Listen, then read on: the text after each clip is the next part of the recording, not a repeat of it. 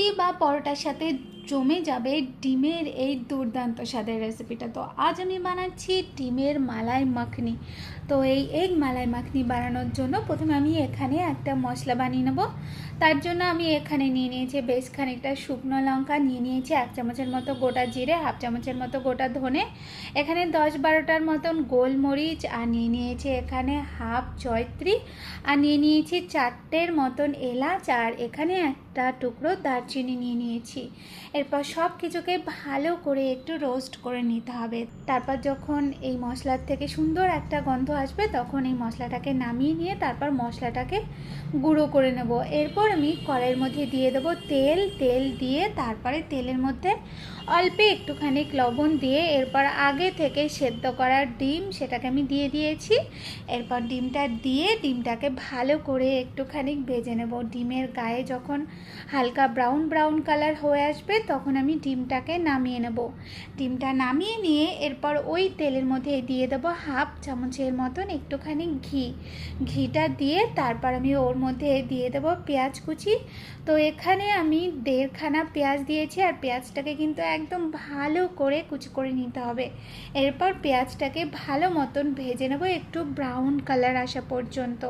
পেঁয়াজটা যখন ভালো মতন ভাজা হয়ে যাবে তখন আমি ওর মধ্যে দিয়ে দেবো 1 কাপের মতন দুধটা দিয়ে তারপর 2-1 মিনিটের মতন ভালো করে ফুটিয়ে নিয়ে তারপর আমি ওর মধ্যে দিয়ে দেবো টক দই।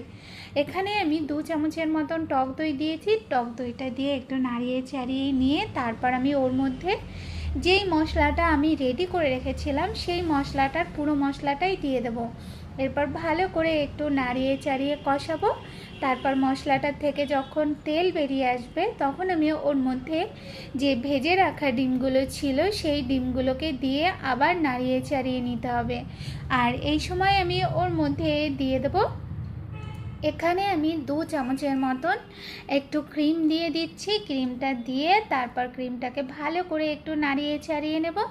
আর এই সময় 1/2 চামচের মতন দিয়ে দেবো একটুখানি চিনিটা দিয়ে তারপরে এই ডিমটাকে একটু হতে দিতে হবে 2 থেকে 3 মিনিটের মতন। ডিমটা যতক্ষণ হতে থাকবে ততক্ষণ অন্য একটা কড়াইয়ের মধ্যে এখানে 1 চামচের মতন তেল দিয়ে দিয়েছি। আর আমি ওর মধ্যে দিয়ে দেবো এখানে আমি আদা কুচি দিয়েছি, আর এখানে দিয়েছি কয়েকটা কাঁচা লঙ্কা চেরা। এরপর এটাকে হালকা হাতে একটু ভেজে নিয়ে তারপর আমি ওর মধ্যে দিয়ে দেবো এখানে আমি ক্যাপসিকাম আর টমেটো দিয়েছি, যেটাকে আমি চৌকো চৌকো করে কেটে নিয়েছিলাম। এরপর হালকা হাতে ভালো করে একটু ভেজে নিতে হবে 2-3 মিনিটের মতন একটুখানি মিডিয়াম আঁচে ভেজে নিয়ে এরপর এই সব কিছুকে আমি ডিমের মধ্যে দিয়ে দেবো। ডিমের মধ্যে দিয়ে তারপরে ভালো করে আবার একটু নাড়িয়ে চাড়িয়ে 2-1 মিনিটের মতন একটু হতে দিতে হবে। আর সবার লাস্টে দিয়ে দেবো ওর মধ্যে 1/2 চামচের মতন একটুখানি কাসুরি মেথি দিয়ে তারপর ভালো করে নাড়িয়ে চাড়িয়ে নিলেই আমাদের এই দুর্দান্ত স্বাদের ডিমের রেসিপি কিন্তু একদম রেডি। রেসিপিটা ভালো লাগলে অবশ্যই ট্রাই করো, লাইক কমেন্ট করতে ভুলো না। আজকের মতন তাহলে টাটা।